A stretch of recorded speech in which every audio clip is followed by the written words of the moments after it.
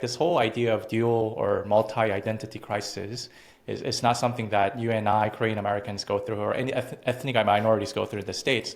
But any Korean who, by virtue of living overseas, at one point struggle with their identity has to go through this kind of stage, right? Identity crisis stage. And so from that point on, I traveled to and lived in many different places via internship, like volunteer or short-term mission trips from church.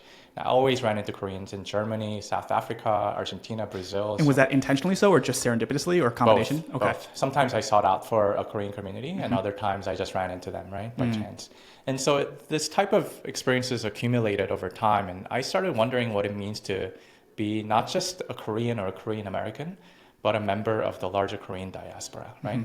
But I guess I needed a more dramatic and transformative moment for me to really act upon this curiosity.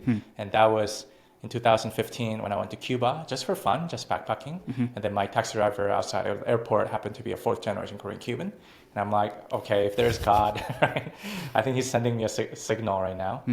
And from then on, what was initially intended to be a 20-minute YouTube clip going back to Cuba and just documenting their lives that I wanted to upload onto YouTube turned out to be a full-time 3-year whole filmmaking journey. And so that was my first film, Heronimo. I stopped practicing law. I was a lawyer for 5 years. And then I thought I was going to go back to practicing just because I haven't met anyone who made money out of documentary.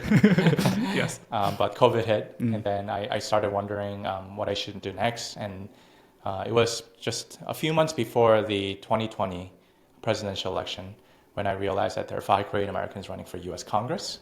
And I thought, maybe I should start following them, right? So that was my second film. And now, I moved to Korea for potentially another project involving some Korean American missionaries and doctors who have been treating kids with developmental disabilities in North Korea for the past 10 years or so until they got kicked out during COVID.